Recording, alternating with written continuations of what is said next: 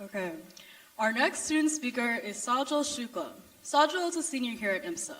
As a young woman passionate about computer science, Sajal has experienced firsthand the effects that lack of representation and inclusion can have on females' confidence in the classroom. Through her talk, she hopes to address the ever-presenting gender disparities that exist within STEM classrooms and propose solutions to address them. Without further ado, please welcome to the stage Sajal Shukla with What Does It Really Mean to Be a Woman in STEM? Do you know she has the clicker?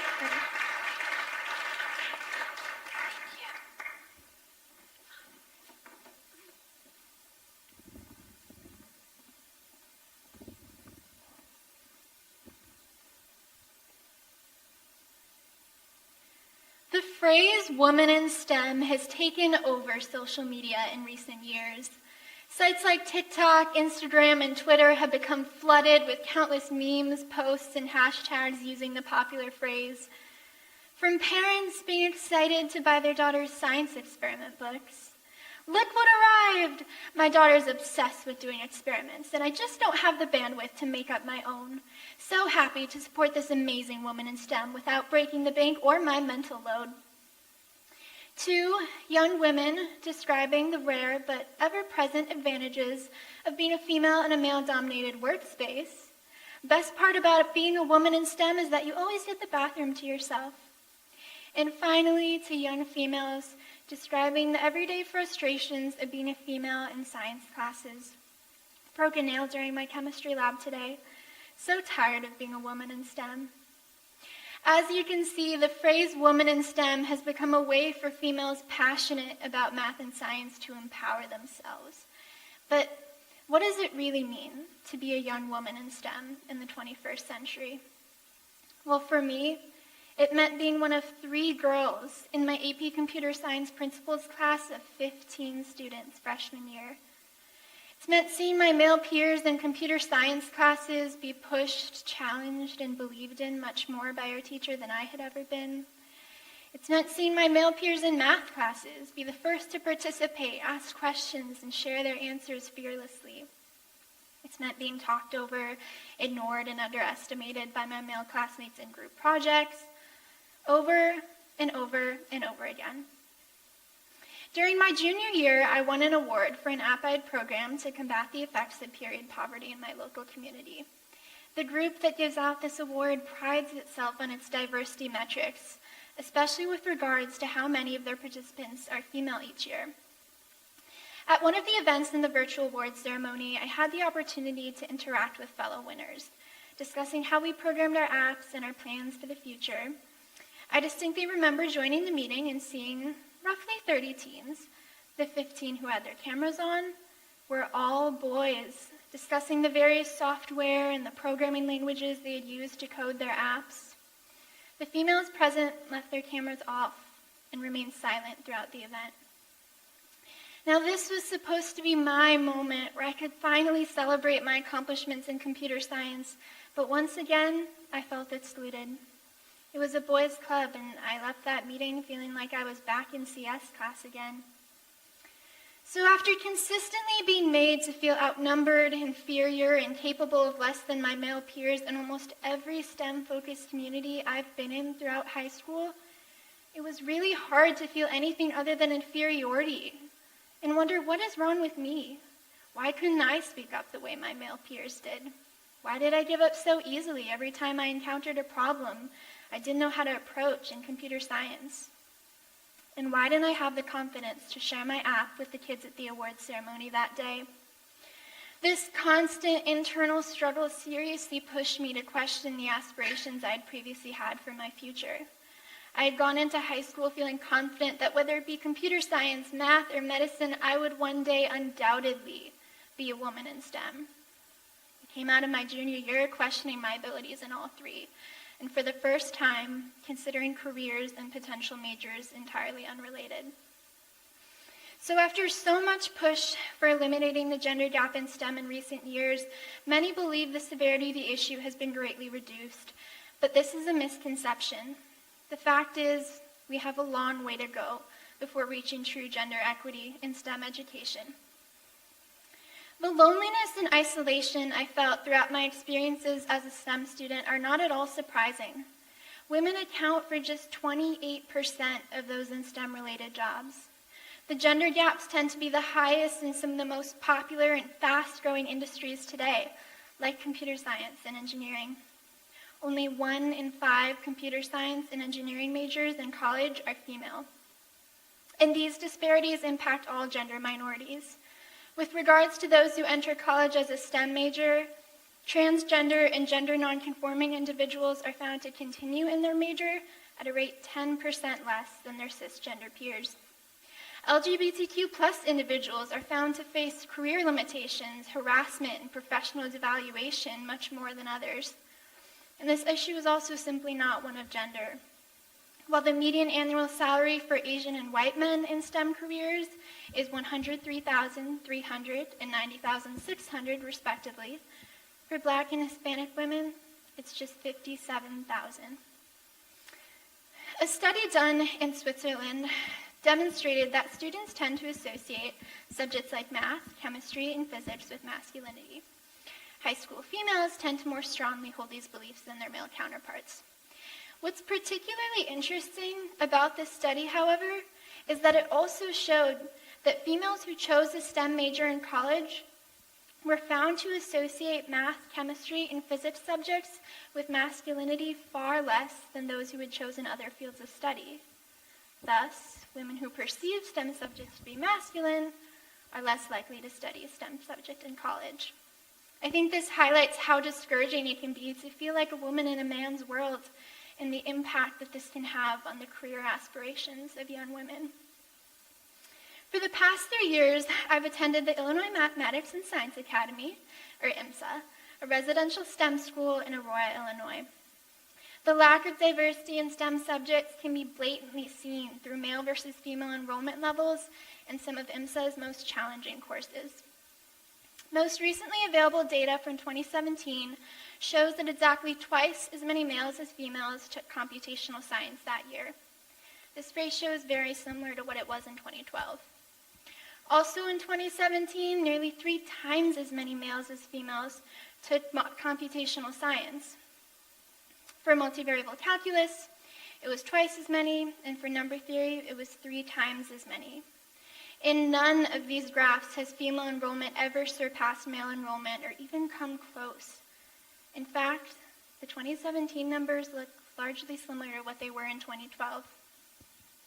Now, if we think about it, the blatant discrepancies in male versus female enrollment levels in some of IMSA's most challenging courses just don't quite make sense. IMSA enrolls near equal numbers of assigned male at birth individuals and assigned female at birth individuals. Studies have shown no apparent difference in intelligence levels between males and females. Thus, it would make sense that we're giving both boys and girls equal opportunity to succeed in these courses. So why do we see such a clear gender gap? Well, it's clear that what society has done to combat this issue is not enough, and we need to be examining the issue further and putting time and resources into discovering potential solutions to solve it. Now, the first and most obvious problem is representation. When girls don't see other girls taking higher-level STEM courses, they're often discouraged from doing so themselves. It becomes difficult to see yourself succeeding in an environment in which few people who share your identity have succeeded in before. So it becomes a recurring cycle. Less females currently enrolling in these classes leads to less females enrolling in these classes in the future. A study performed at IMSA back in the 90s can actually provide some insight into how to go about breaking this pattern. In the 1993 to 1994 school year, IMSA initiated a study to gain insight into how learning was impacted by student-student, student-teacher, and student content interaction. The study was big and highlighted on news sources like NBC's Dateline, USA Weekend, and the Chicago Tribune. In the fall semester of that year, IMSA designated one section of its physics, calculus-based mechanics course to be all female. The 3 other sections that semester were mixed gender. In the second semester physics, calculus-based electricity, and magnetism course, all 3 sections were mixed gender. The results were astounding. An unprecedented number of female students enrolled in and successfully completed both semesters of the courses. Notable increases in confidence growth were seen across females in the single-sex class compared to those in the other classes. Students in the all-female class demonstrated more growth in performance on things like homework, quizzes, and exams than girls in the other classes. And as the semester began, performance of girls in both classes on in-class assignments was similar. But as the year went on, performance of girls in the all-female class began to surpass that of those in the mixed-gender environments. A major shift in the atmosphere of the classroom was also noticed. Before this experiment was conducted, IMSA students had described the intense classroom environment as almost Shark Tank-like. Elizabeth Pine, a former IMSA student, had recalled in the Chicago Tribune, the atmosphere in the class was almost crackling. There was an aura where the last thing you wanted to do was ask a question and show that you didn't know what you were doing. The classroom climate in the all-female class was strikingly different. Stronger student-teacher relationships were seen, in which students were much more willing to engage in open discussion about the course content as well as their experiences, thoughts, and feelings. The classroom was also much more unified. The students and teacher all felt comfortable acknowledging mistakes, asking for help, speaking up when confused.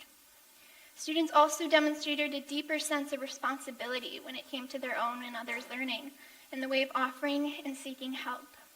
And finally, students were actually even able to influence teaching strategies and classroom dynamics, with the instructor being much more in tune with and receptive to students' needs.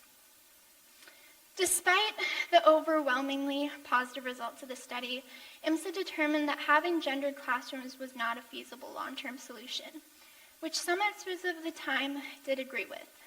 But if our goal is to get more females into these challenging STEM courses so as to make achieving success in these classes feel like a far more attainable goal for more and more young women, then why not allow the option for single-gender classrooms?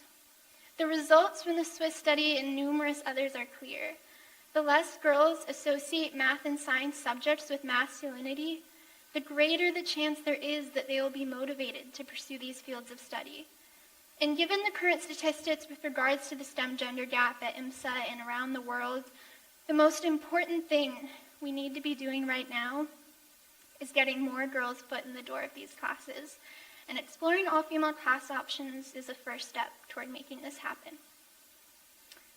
Now, as I described earlier, many young people tend to be apprehensive about taking a male-dominated STEM course as a woman because it becomes difficult to see yourself succeeding in an environment in which few people like you have been in before.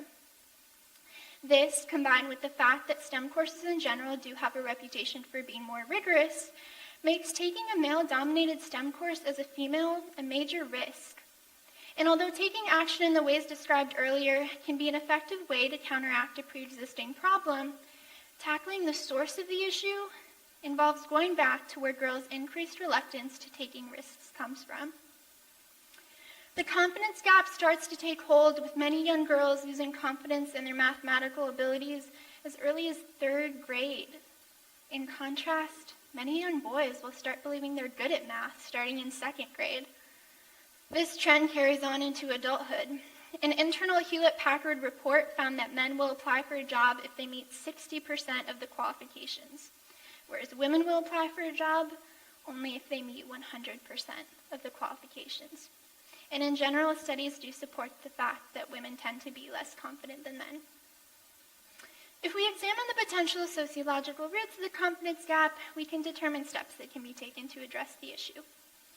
There's a societal tendency, especially in certain cultures, to place pressures on females to be perfect, while allowing boys to take risks and explore the unknown. We often give boys the space to be rowdy, fall down, make mistakes, and get back up, but we instead encourage our girls to be good girls, and in turn, create a situation in which some females end up being socialized to only do the things they know they'll be good at. Some end up associating their self-worth with the level of perfection they're able to reach in a situation, and in turn, create a situation in which some girls end up staying away from anything that could risk ruining that streak of excellence. If we want to create a culture in which young women feel motivated to take higher-level STEM courses regardless of male versus female enrollment levels, we need to first cultivate an environment in which we give girls the grace to fail. We need to do our best to raise girls that are excited to take on challenges because they don't fear the consequences of not succeeding. And as girls, I know it can be hard, but we need to push ourselves to fight back against the socialization that is sought to limit us. We need to do the things we're afraid of and know that it's okay to mess up, that it's okay to raise your hand, that it's okay to show off your accomplishments, and that it's okay to speak up, even when you're the only female in the room doing so. Knowing this would have made all the difference for me back at the awards ceremony that day, and just maybe on my future career aspirations. So, if we make an effort to understand the barriers that exist for women in the field and condition young girls to be unafraid of failure, we can undoubtedly shape a generation of bold, confident, and self-assured women in STEM. Thank you.